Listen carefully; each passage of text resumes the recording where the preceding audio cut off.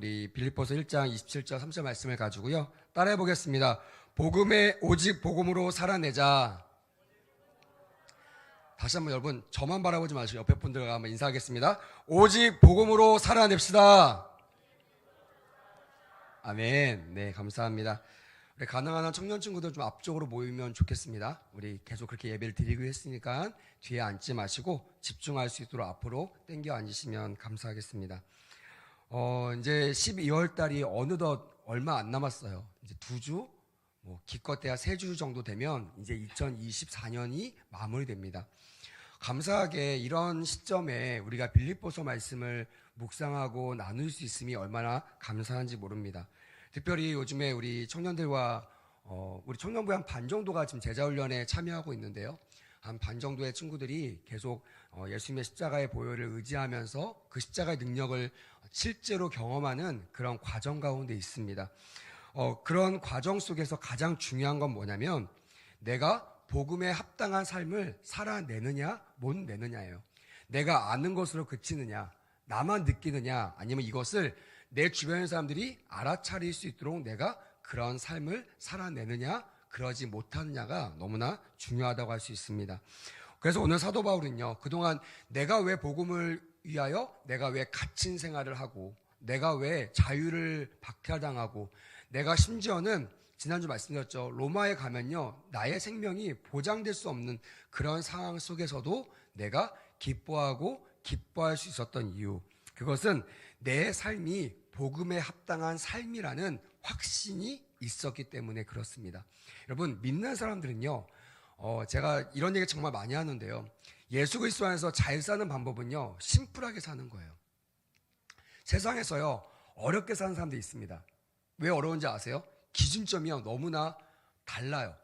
그러니까 만약에 정권의 기준권을 잡고 있어요, 대통령의 기준권을 잡고 있어요, 아니면 나라의 기준권을 잡고 있어요, 아니면 뭐 대학이나 입시나 직장, 여기에 기준을 잡고 있으면요, 내가 계속 그 기준점이 흔들릴 때마다 내 삶 전체가 움직여 나간다는 거예요.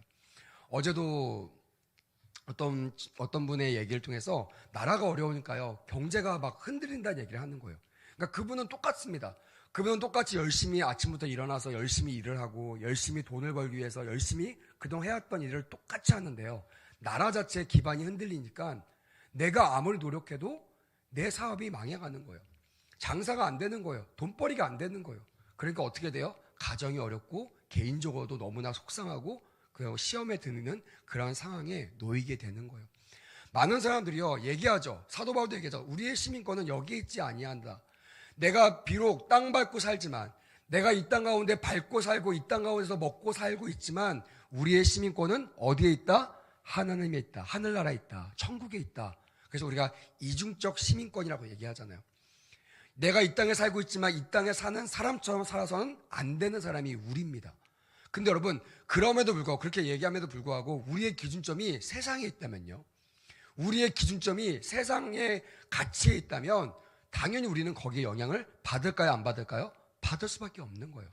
아무리 목사라도요, 아무리 교회 셀 리더라고 해도요, 청년 리더라고 해도요, 이 기준점이 하나님의 복음에 있지 아니하고 이 세상 가운데 있으면요, 격변에 따라 우리도 계속 딸려가는 거예요.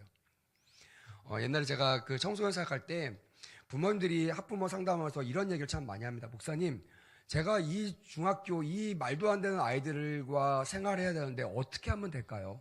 어떻게 하면 괜찮은 거예요? 방법 좀 알려주세요. 목사님은 오래 해봐서 아시잖아요. 제가 그랬어요. 한 발 물러나 계세요. 바짝 붙지 마시고요, 물러나 계세요. 여러분, 롤러코스터 타보셨습니까? 그거 아무리 내가 기준을 정하고 내가 땅에서 열심히 응원한다고 하지만 그 롤러코스터에 같이 올라타면요, 어떻게 돼요? 어지러워요. 내려왔을 때요, 균형을 못 잡습니다. 어떻게 하면 균형 잡을 수 있어요? 롤러코스터 내려오는 거예요. 밖에 애들, 아이들, 청년들 난리 치고 있을 때도요, 목회자가, 교회가 거기 안에 들어가면 안 됩니다. 나와 있어야 돼요. 땅을 밟고 있어야 됩니다. 기준을 잡고 있어야 돼요. 그리고 그 친구들을 콜링하고, 그 친구 잘했을 때는 박수 쳐주고, 못했을 때는요, 성경 안에서 들어올 수 있도록 말을 해줄 수 있어야 돼요.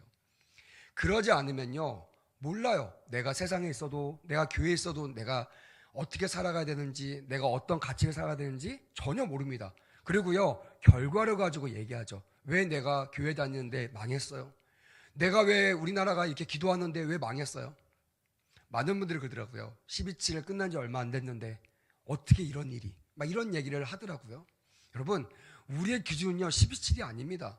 우리가 많이 모였다, 이게 기준이 되면 안 됩니다.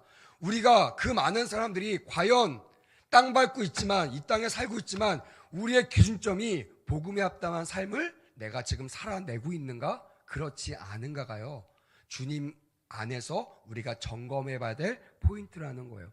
저는 우리 청년들이요, 세상에 휩쓸려 가기를 원치 않습니다. 그렇게 되기를 원하시면 큰 소리로 아멘. 아멘. 그래서 교회 나오는 거잖아요. 세상에 있으면요 헷갈려요. 세상에 있으면요 가치가 다 뒤집어집니다. 언제는 좌, 언제는 우, 언제는 뭐 하면 되고 언제는 뭐 하면 되는데 그게 하루아침에 뒤집어져 버리는 거예요. 그때 여러분 어떻게 사겠습니까? 어떤 기준을 가지고 사시겠습니까?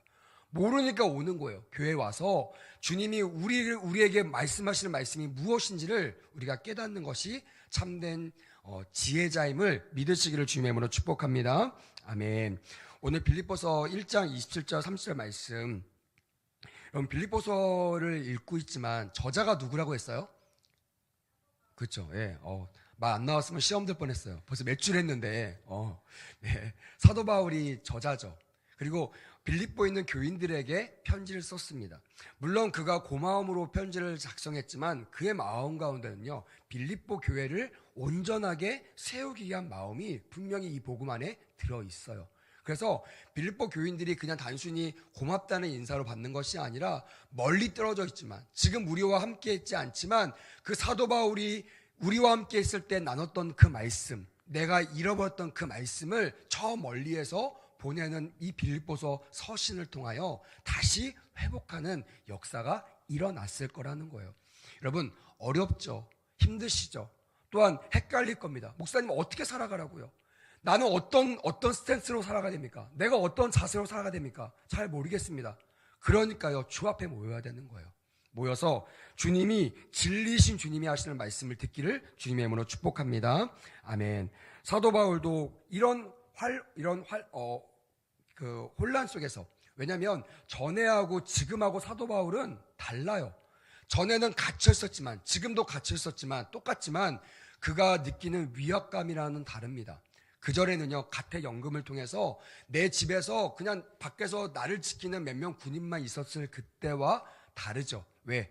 로마로 끌려가고 로마에서는 그 정책이 바뀌면서 기독교를 탄압하는 정책으로 바뀌었어요. 그러면서 가장 위험한 사람이 누구라고 했습니까? 군인과 죄인이라고 했잖아요. 이들은요 위에서 명령 하나에 죽고 사는 것이 결정됩니다. 오늘까지요 내가 무기징역으로 살고 있지만 다음날 갑자기 대통령이 오늘 무기징역인 사람 300명을 사형에 처하겠습니다 하면요 사형이 돼버리는 거예요. 지금은 좀 들고 일어나겠지만 그때는 그런 게 없습니다. 왜냐하면 로마 황제는 그때는 통치자이기도 하지만 유일한 완전한 신으로 여기고 있었어요. 그 신의 말 한마디에 사람의 인생이 좌지우지될 수 있는 그런 상황이었어요. 그런 풍전등화 같은 이런 상황 속에서도 사도 바울이 믿음과 마음을 지킬 수 있었던 단 하나의 비결은 바로 그리스도 중심의 삶을 살았다라는 거예요. 고백하시면 큰 소리로 아멘. 동일합니다. 여러분들도 이 혼란스러운 세상에서 내가 어떻게 살아가야 되냐, 내 기준점을 어디에 두라? 그리스도의 삶, 그리스도의 복음으로 내가 기준을 삼아라 라고 말씀을 드리고 싶습니다. 바울은요 그리스도 중심의 삶을 살았습니다. 그래서 그가 생사관, 내가 죽고 사는 것이 내가 지금 뭘 하느냐가 중요한 것이 아니라 하나님 손에 달려있다는 것을 이 사도 바울은 매번 고백했던 거예요. 그래서 사나 죽으나 이 모든 것이 예수님께 달려있다. 내가 살아도 예수님 때문에, 내가 죽어도 예수님 때문에. 지난주 뭐라고 얘기했습니까? 함께하는 축복 얘기하면서 내가 이 땅에 살아있을 때는요 어떤 축복을 누린다고 했어요? 성도의 축복을 누린다고 했어요. 나 혼자가 아니라 교회 안에서 예수 그리스도의 복음으로 만나는 모든 사람과 함께 사는, 그런 성도와 함께 사는 축복을 누리고요.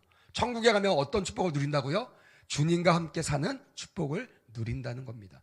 세상은요 죽으면 끝이라고 얘기해요. 죽으면 절망이라고 얘기합니다. 아니요, 죽는 것은요, 사는 것이에요. 할렐루야. 믿으시면 아멘. 그래서 우리는 죽음이 끝이 아닙니다. 죽으면 주님과 영원히 함께 사는 거고, 이 땅에서 사는 것은 주님이 허락하신 사명을 감당하기 위하여 내가 성도와 함께 사는 삶. 그래서 우리의 삶이 바로 사는 삶이라는 것을 기억하셨으면 좋겠습니다. 이렇게 자신에 대해서 사도 바울이 빌립보 성도들에게 이렇게 고백합니다. 오늘 27절 말씀 한번 띄워주실래요?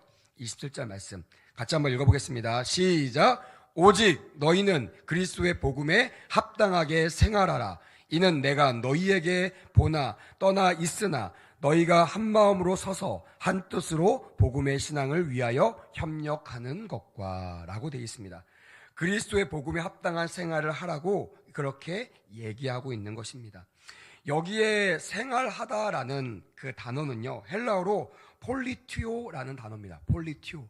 이게 무슨 뜻이냐면요, 시민 생활이라고 이렇게 요약할 수 있어요. 시민들이 생활하는 방법, 시민들이 생활하는 법이라고 표현할 수 있습니다.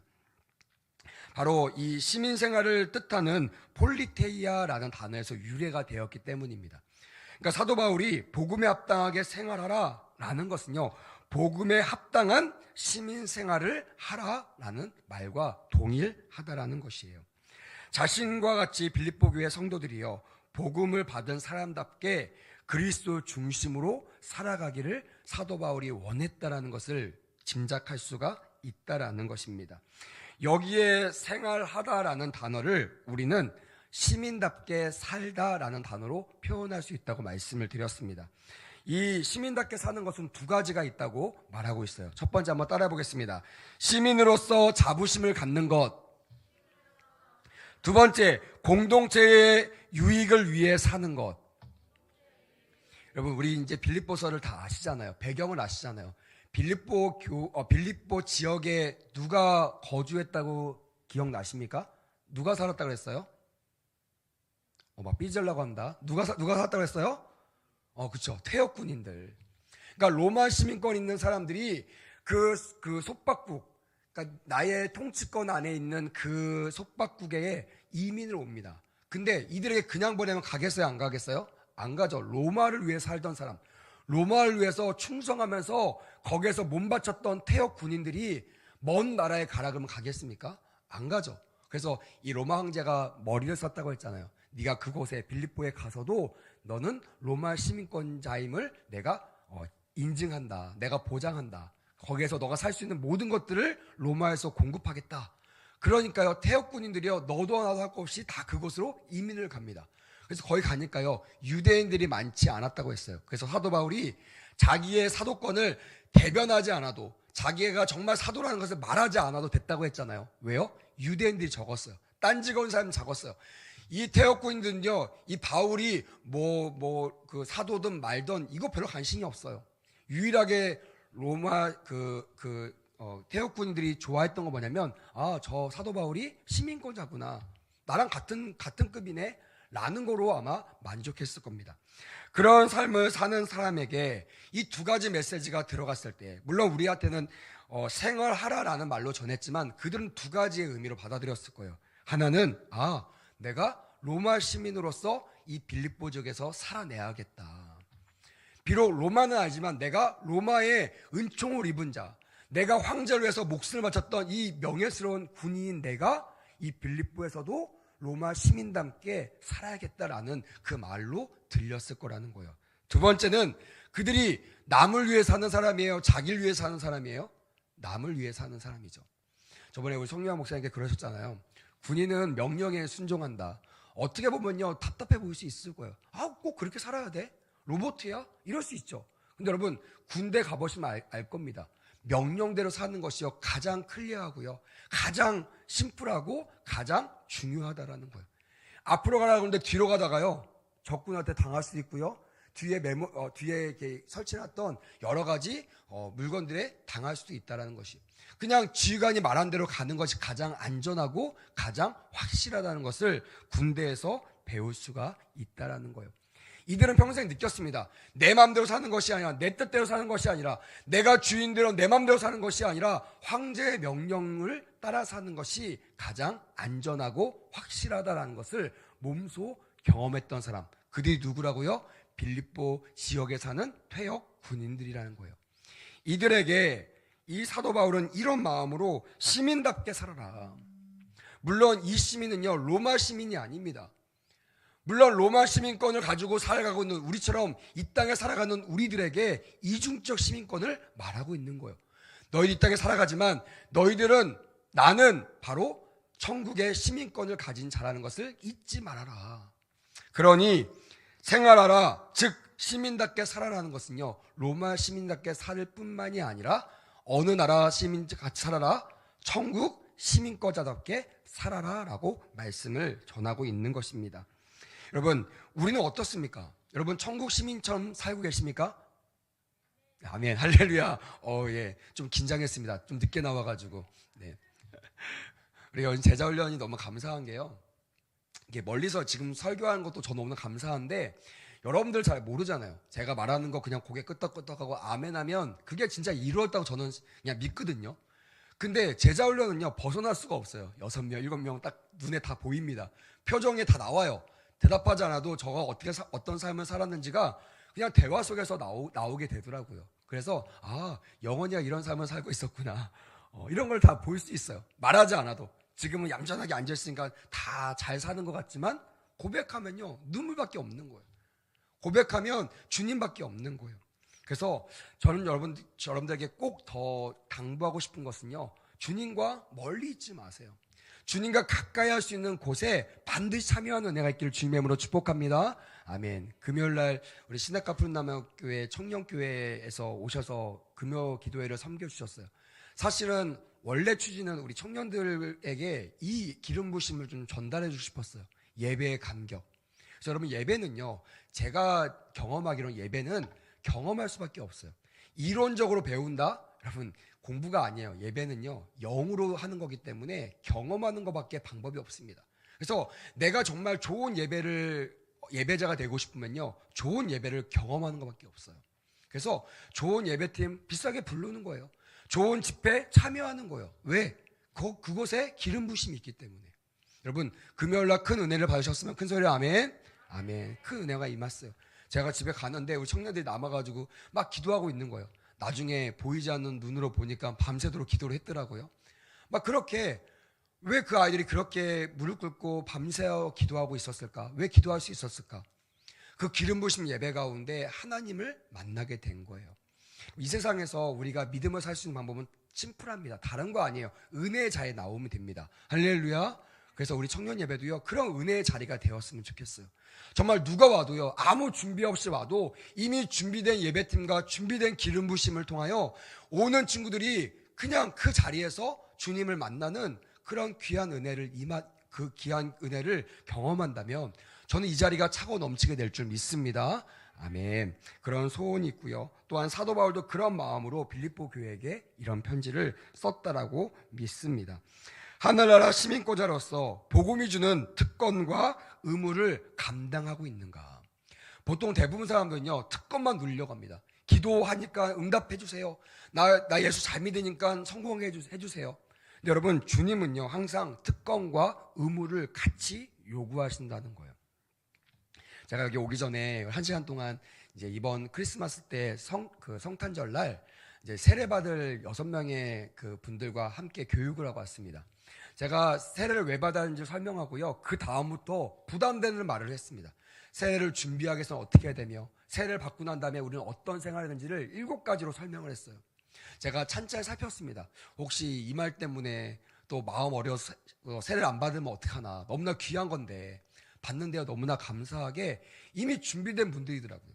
그 7가지를 얘기하고 제가 누가 시키지 않았습니다. 하나님께서 말씀하셔서 제가 묻고 답하는 시간들을 가졌어요. 예배 생활 하겠습니까? 헌금 생활 하겠습니까? 봉사 생활 하겠습니까? 전도 생활 하겠습니까? 막 이런 얘기하는데요, 다 그분들이 한 명도 빠짐없이 다 아멘으로 화답하는 거예요. 그게 얼마나 기쁘고 감사하던지. 아마 사도 바울도 그런 마음으로 편지를 썼을 것입니다. 여러분, 저도 동일한 마음으로 이 자리에 설교하고 있거든요. 여러분들이 그냥 말씀 듣고 좋았다 끝나는 것이 아니라 결단하는 은혜가 있기를 주님의 이름으로 축복합니다. 아멘. 그리스도인은 이중 시민권자라고 했어요. 내가 이 땅에서도 최선을 다해야겠지만 여기에 목적이 아니라 저 하늘나라에 내가 갈 그 나라의 법칙으로 살아야 되는 거예요. 그래서 제가 제자훈련 받으면서 그런 얘기를 했습니다. 얘들아, 우리는 세상의 법이 우리의 기준이 되면 안 돼.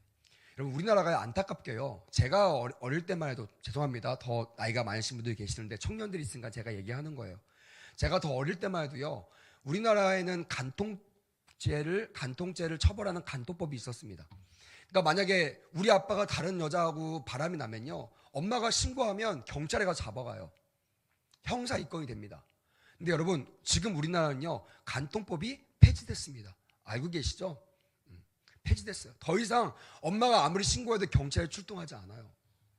이제는 그거를 처벌할 수 있는 법이 민법밖에 없습니다. 근데 민법도 되게 오래 걸린다고 하고 되게 까다롭다고 합니다. 민법 자체가.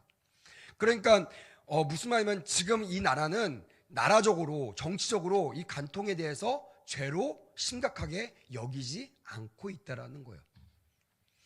그러면 그런 상황 속에서 목사가 내가 이제 간통법 폐지됐으니까 내가 우리 아내 말고 또 다른 아내를 한번 얻어야겠다. 그래서 막 6명의 아내를 얻고 이 자리에 나온다고 생각해 보세요. 여러분 박수 쳐주세요. 우리 키보드 치는 둘째 아내입니다.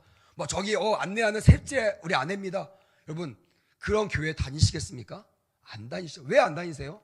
나라에서는 괜찮다고 하는데 왜 교회에서 안 다니십니까?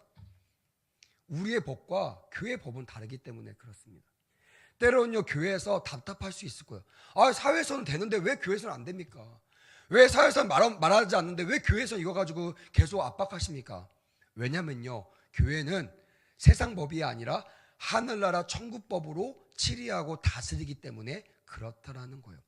좀 독재처럼 보일 수 있습니다. 뭐 목사님 말대로만 해야 됩니까? 우리도 의견이 있는데 우리도 좀 우리 의견을 들어주시면 안 됩니까? 라는 말을 할 수 있을 것입니다. 여러분, 여기서 확실하게 말할 수 있습니다. 목사의 말로 움직이는 것이 아니라요, 성경 말씀에 근거해서 나가는 거예요. 그래서 누구나 어느 중직이나 어느 청년이나 이하수 목사가 나가는 그 방향이 성경적으로 잘못됐다고 하면요, 성경 들고 오셔서 따지시면 됩니다. 그러면 제 권위로 절대 누르지 않아요. 저는 그게 맞다고 하면요, 제가 사과하고 그 길로 갈 것입니다. 왜요? 저는 성경을 믿고 있는 사람이고요, 성경의 권위를 인정하고 있는 사람이에요. 그래서 여러분, 항상 목회자는요, 말씀에 근거해서 이 말씀으로 치리하고 말씀으로 인도해 나가려고 애를 쓰는 거예요. 여러분, 우리가 하늘나라 천국 백성이라면요, 이 땅에 살아가고 있더라도요, 항상 우리의 기준은 말씀에 있어야 될 줄 믿습니다. 아멘. 말씀이 기도하라고 하면요, 기도해야 되는 거예요. 나가서 요즘 청년들 막 시국이 이러다 보니까 막 뛰쳐나갑니다. 어떤 데는 막 교회가 단체로 나간다고 하더라고요. 여러분, 그거 잘못된 겁니다. 성경의 가장 기본은요, 주님을 경외하는 사람은요, 주 앞에 기도하고 또 기도하는 것을 믿으시길 주님으로 축복합니다. 아멘. 우리 담임 목사님 지난주 설교 말씀했던 것처럼 우리 믿는 사람은요, 가장 먼저 나를 죽이고 주님의 뜻을 알기 위하여 기도하고 또 기도하는 자세가 꼭 필요하다는 거예요. 그래서 내가 맞다고 생각하는 내 자아의 소리를 듣지 마시고 나를 주관하시는 하나님의 음성을 들을 때만 하나님의 나라 공동체의 삶을 살아낼 수가 있다라는 거예요. 그러면 복음에 합당한 삶을 사는 두 가지 비법이 뭘까? 27절과 28절에 기록되어 있습니다. 먼저 첫 번째는요, 한 마음 한 뜻으로 복음의 신앙을 위하여 협력하라는 것이에요. 한 마음 한 뜻으로. 여러분, 교회가요, 부흥하려면요, 이것이 1순위입니다. 저는 이제 부임해서 가장 먼저 한 게 뭐냐면 그 청년부 그 부서를 파악하는 거예요. 이 부서가 얼마나 나누어져 있는가. 교사는 교사대로, 학생은 학생대로, 나이는 나이대로, 찬양팀은 찬양팀대로 완전 찢어져 있는 교회도 참 많이 경험했습니다. 몇 명 안 되는데요, 다 리더예요. 다 의견이 분분합니다. 뭐 하나 하자고 하면요, 뜻이 안 모아져요. 그럼 어떻게 합니까? 어떻게 해야 될까요? 다 무너뜨리는 거예요. 다 깨트리는 거예요. 내가 주인 되었던 리더들 다 무너뜨리는 겁니다. 시험 들겠죠. 난리 나겠죠. 괜찮습니다. 그게 제가 할 일입니다. 주님이 왕 되시지 않는 그곳을 정리하는 것이요, 주님의 사자가 하는 일이에요. 그래서 그 일을 하는 거예요. 핍박 당하죠. 상관없습니다. 저는 거기에 개의치 않아요. 기억나시죠? 그럼 어쩌라고. 내가 그 일을 하는 사람인데. 그 일을 합니다. 그리고요, 다 335 모였던 그 리더들이 무너지고 그 안에 진정한 리더를 세우고 그 진정한 리더를 통해서 주님께로 인도하는 구조가 되면요, 그때부터 그 부서가 부흥한 것들을 너무나 많이 경험하게 되었습니다. 여러분, 여러분들 속한 공동체가 나눠져 있습니까? 여러분들 속한 공동체가 어떤 한 사람 한 사람에 집중되어 있습니까? 여러분, 그 공동체는요, 주님께서 반드시 무너뜨리실 거예요. 여러분, 무너뜨린다니까 두렵고 짜증나고 막 싫으시죠? 아니요. 세상은 모르겠지만 교회는요, 무너져야 돼요. 심지어는요, 한번 따라해 볼까요? 나는 죽고 예수로 산다. 이것이 예수님 안에서의 해법이에요. 내가 죽어야 됩니다. 리더가 죽어야 돼요. 목회자가 죽어야 됩니다. 교회 중지들이 죽어야 돼요. 그래야 교회가 살아납니다. 여러분, 그래야 주님께서 왕자리에 올라가 왕권을 발휘할 수가 있는 거예요. 사람들이 다 막아요. 우리 교회는 이거 안 됩니다. 우리 모임은 이거 안 됩니다. 우리 부서는 목사님 그거 절대 안 돼요. 이런 얘기 여러분, 주님 보시기에 안타까워하신다는 거예요. 사도 바울도요, 수많은 어려움 속에 이제 나의 달려갈 길을 알아요. 나의 마지막 길을 압니다. 마지막까지 이방인의 사도로 부름받은 내가 그 땅끝까지, 땅끝이라고 여겼던 로마 황제까지 복음이 전하는 것이 자기의 복음에 합당한 삶이라고 마음을 먹고요, 그 일을 향하여 달려나가기 시작합니다. 그러면서 끊임없이 얘기합니다. 한 마음 한 뜻으로 나가라. 복음의 신앙을 위하여 협력하라. 여러분, 교회에서요, 꼭 필요한 단어가 뭐냐면 따라해 보겠습니다. 협력. 내 일도 하고 다른 사람 일도 같이 하는 거예요. 내 일을 내버려두고 다른 사람만 쫓아다니는 것이 아니라 내 일을 완벽하게 해내면서 연약한 자들과 같이 일을 하는 거, 그 사람들을 도와주는 거, 이게 바로 협력이라는 거예요. 여러분, 주님 안에서는요, 나에게 주셨던 미션이 있습니다. 그렇게 동의가 되시면 큰 소리로 아멘. 나의 사명이 있어요. 근데 나의 사명, 이것만 지키려고 나만 바라보는 거는요, 주님이 원하시는 것이 아닙니다. 한 뜻이 아니에요. 정말 우리 모든 사람이, 우리 청년부 모든 사람이, 산부 예배자 모든 사람이 단 한 뜻으로 모였다면요, 청년이든 어른이든 목회자든 지금 갓 교회에 출석한 새신자든 할 것 없이 한 마음으로 협력하는 은혜가 있기를 주님의 이름으로 축복합니다. 아멘. 같이 마음을 모으고 힘을 모으고 뜻을 모을 때, 그때 하나님 안에서 우리가 서게 된다는 것입니다. 여기 서다라는 말은요, 헬라어 스테코라는 단어입니다. 이 단어는요, 치열한 전투 속에서도 초소를 떠나지 않고 끝까지 지키는 군인의 용기를 나타내고 있다는 거예요. 그 태역 군인들이요, 이 서다라는 단어를 들었을 때, 너 믿음으로 서라 라는 말을 들었을 때 어떤 마음이 들었을까요? 평생 내가 믿고 있었던, 내가 알고 있던 그 진리가 저 사도 바울의 입을 통해서 들려오는 것을 보고요, 환호성을 질렀을 거예요. 그리고 분명히 알았을 거예요. 아, 내가 치열한 전투 속에서도 내가 지켜야 될 이 초소를 떠나지 않고 굳건히 지키는 것처럼 내가 하나님의 나라를 지키기 위하여 내가 떠나지 않고 세상으로 가지 않고 내가 그 자리에 굳건히 서 있어야겠구나 라고 태역 군인들은요, 분명히 알아들었을 것입니다. 사랑하는 여러분, 우리는 하나님의 군대인 것을 믿으시길 주님의 이름으로 축복합니다. 아멘. 그래서 우리 찬양팀 이름이 마하나임이잖아요. 제가 찬양팀 이름을 구해서 하나님께서 이 시대의 군대가 되어라 라고 말씀하시더라고요. 그래서 제가 마하나임 워시팀이라고 지어야겠다. 여러분, 워시팀만 마하나임이 되면 안 되겠죠. 우리 모두가 하나님의 군대가 되시길 주님의 이름으로 축복합니다. 아멘. 내 초소가 가정이면 가정을 지키셔야 돼요. 내 초소가 학교면 학교를 지키셔야 돼요. 내 초소가 만약에 직장이라면 직장을 지키셔야 돼요. 그 지킨다는 게 뭡니까? 한 마음 한 뜻으로 주님의 복음을 사수하는 거예요. 주의 복음을 전하는 거예요. 지금은 내가 미약해서 나를 통하여 구원이 복음이 전달되지 않을지라도 내가 계속 믿음의 믿음을 전진해 나갈 때 어느덧 사람들이 나를 보고 예수님께 나올 수 있게 된다는 것이에요. 그게 사도 바울과 주님이 여러분들에게 바라시는 미션임을 깨닫게 되기를 주님의 이름으로 축복합니다. 아멘. 두 번째는요, 대적자를 인해 두려워하지 않는 삶을 사는 것을 말하고 있습니다. 여러분, 우리가요, 잘 살려면요, 다른 거 없습니다. 담대하면 돼요. 옛날에 진짜 여러분, 무식하면 용감하다고요, 가장 무서운 사람은요, 무식한 사람이에요. 근데 무식한데요, 싸움을 잘해. 이런 사람들은요, 세상 사람들이 두려워합니다. 그냥 이유 없어요. 눈에 보이면 막 때리는 거야. 그렇다면 여러분, 그 사람을 두려워하겠습니까? 안 두려워하겠습니까? 두려워하죠. 근처에 안 가요. 괜히 갔다가 재수없어 맞으면 안 되니까. 여러분, 세상도 마찬가지입니다. 어떤 사람을 두려워하는지 아세요? 미친 사람이에요. 상식이 통하지 않는 사람이에요. 제가 여러분 목침을 질질고 다니라는 얘기가 아니라 예수께 미치는 은혜가 있기를 주님의 이름으로 축복합니다. 아멘. 이런 거 있잖아요. 야, 너 금요일날 뭐 했어? 나 스키장 갔다 왔는데 와, 사람도 되게 많더라. 너 나랑 같이 한번 스키장 한번 타러 가지 않을래? 이 말에 부러워. 나 다음에 한번 가자. 이러는 게 아니라 뭐라고 얘기해야 돼요? 뭐라고 해야 돼요? 나 어제 밤에 교회에서 나이스했어. 교회에서 밤새 기도했어. 애들 앞에서는요, 완전히 이상한 사람 보일 겁니다. 교회? 야, 거기가 밤새는 곳이야? 원래 교회는 밤새는 거 맞아? 아니, 주님이 만나주셔서 나는 밤새도록 기도했어. 은혜를 받았어. 이제 내가 어떻게 살아갈지 알았어. 나 옛날 나의 모습이 아니야. 이러면서 나의 모습을 보여줄 때 1년 전 나의 모습과 지금 나의 모습이 다른 것을 보고 그들이 궁금증을 자아내는 거예요. 도대체 어떻게 하면 저 사람이 변할 수 있을까? 어떻게 하면 저 사람처럼 나도 변할 수 있을까? 라는 마음으로 그 친구가 내미는 손을 잡고 교회로 나올 수가 있다라는 거예요. 여러분, 지금 연약한 여러분들을 바라보지 마세요. 깨지기 쉬운 질극 같은 여러분들을 바라보지 마세요. 지금 여러분들 안에 누가 계십니까? 따라합시다. 살아계신 하나님이 계십니다. 더 크게 살아계신 하나님이 계십니다. 할렐루야. 그 하나님이 여러분들을 사용하실 줄 믿습니다. 아멘. 두려워하지만 않으면 돼요.